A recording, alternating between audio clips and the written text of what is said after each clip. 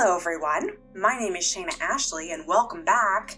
Today I wanted to do something a little different, something that I am giving a go at, and please let me know if you enjoy this sort of content. I have always had vivid dreams to the point that I have wanted to document them because they can have cinematic level of detail, and of course because they're dreams tend to be a little strange and unusual.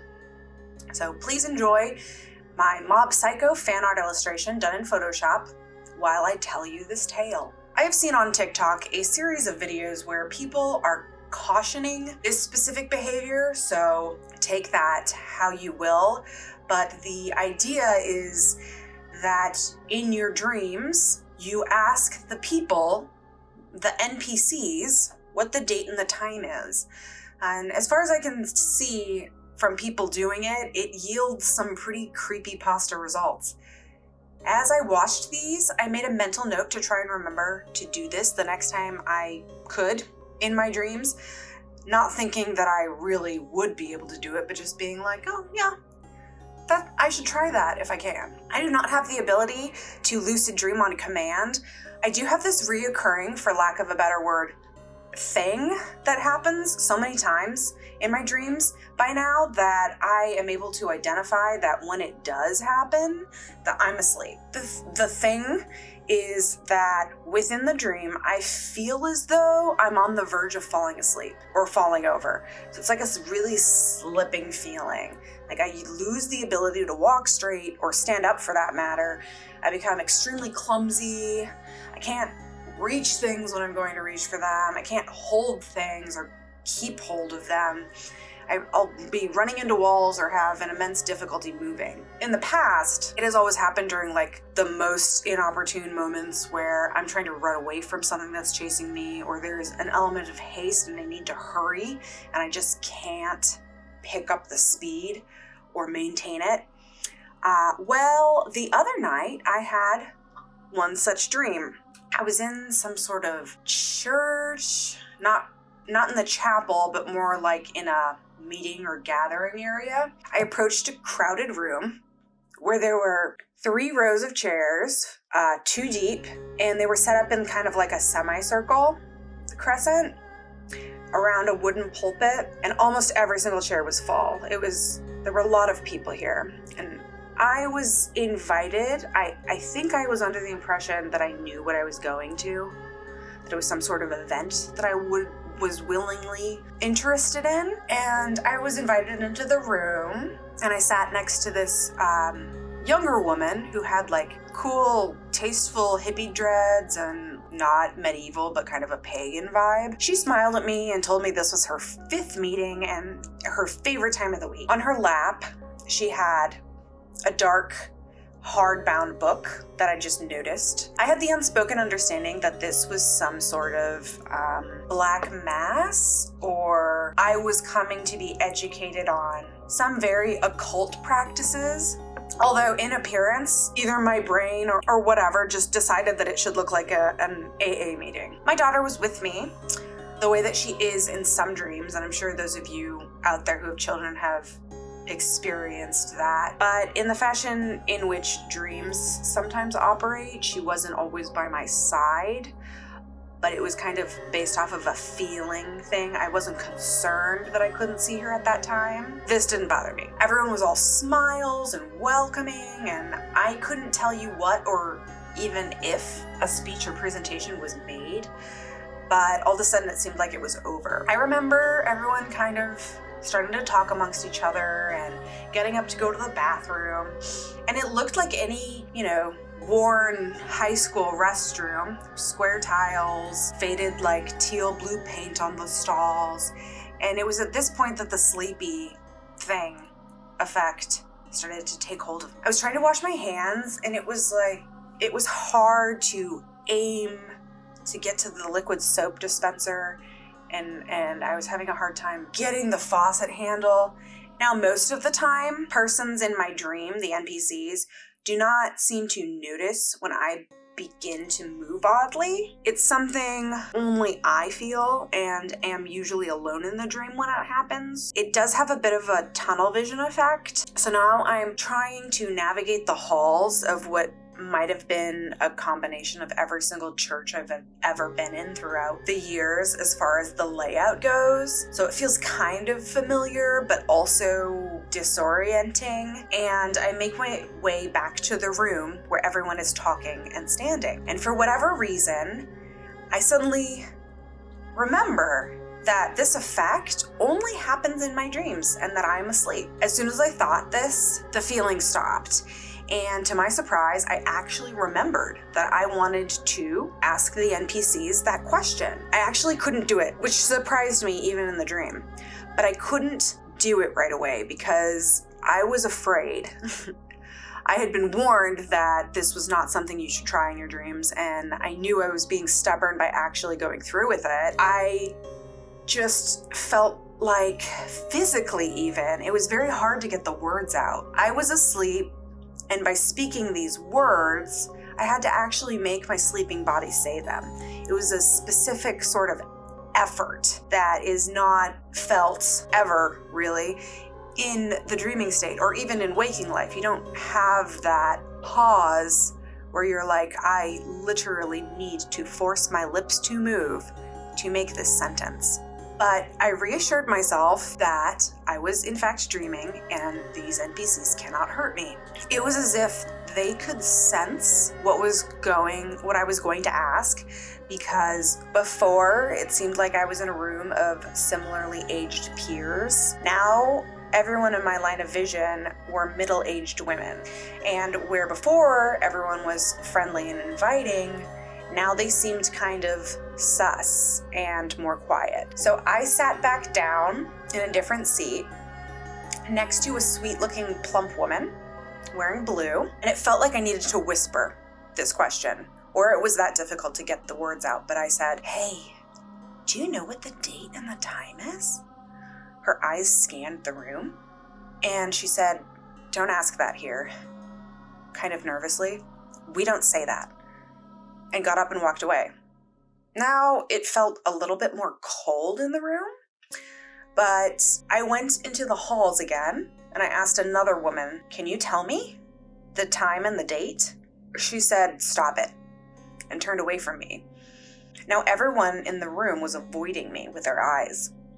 I continued walking. Now I could feel everyone watching me without directly looking at me. It felt like every time I looked away, their eyes were on me. You know how you can sometimes sense when you're being watched?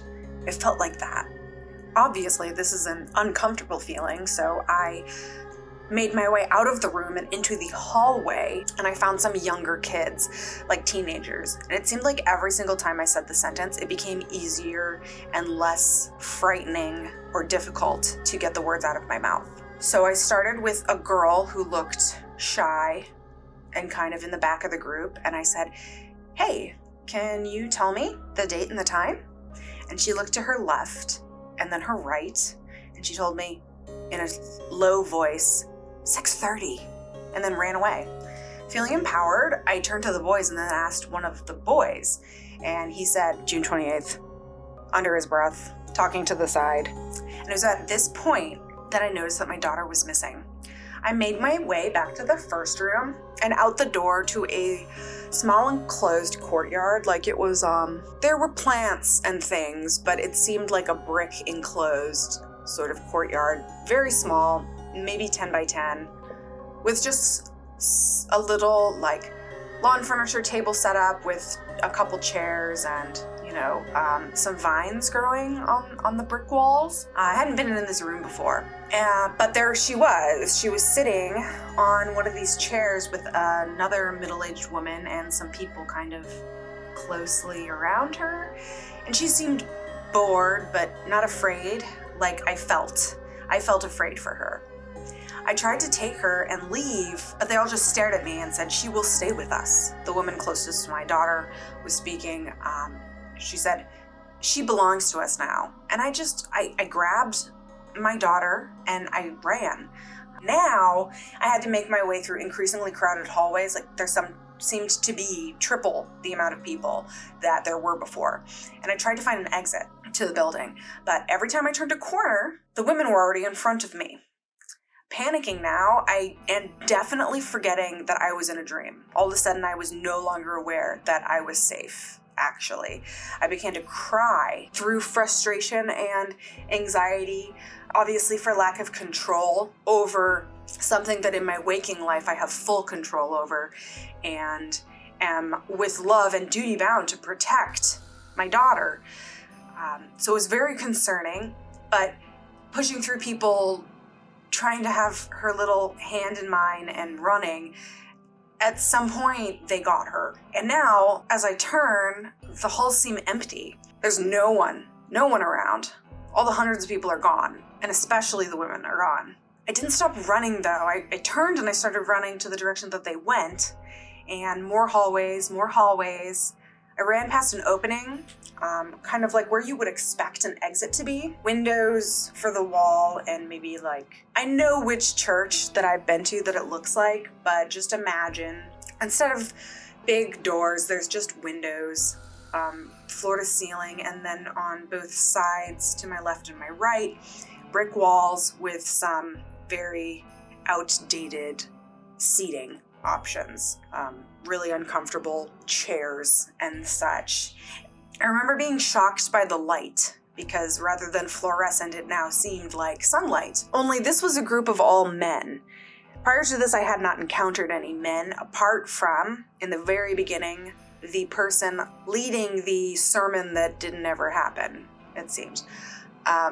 There were some teenage boys, but these were all grown men. And when they saw me, I knew that they had malicious intent. I bolted. And as I ran, sometimes they would almost catch up to me and get close enough behind me that I would feel large hands grabbing at me and pulling my clothes and hair.